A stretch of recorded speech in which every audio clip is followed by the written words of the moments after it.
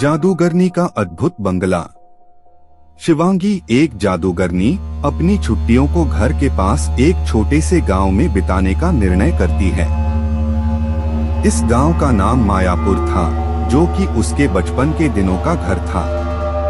गांव में एक पुराना और भव्य बंगला था, जिसे सभी जादूगरनी का बंगला के नाम से जानते थे।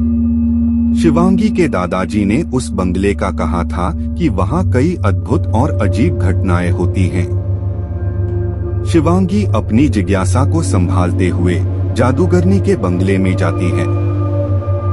जब वह वहां पहुंचती है तो वह एक पुरानी किताब पाती है, जिसमें बंगले की रहस्यमयी कहानी लिखी हुई थी।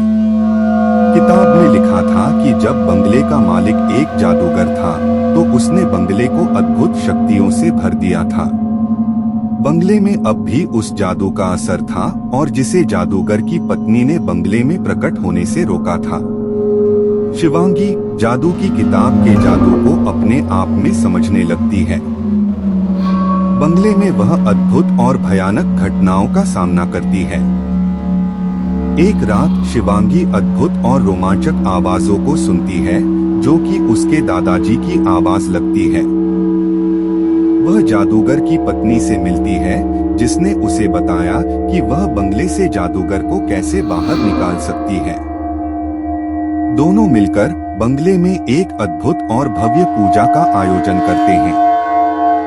पूजा में जादूगर की पत्नी शिवांगी को एक पुरानी और अद्भुत औरत के रूप में प्रकट होती है और उसे बंगले के जादू को तोड़ने के लिए मदद करती है।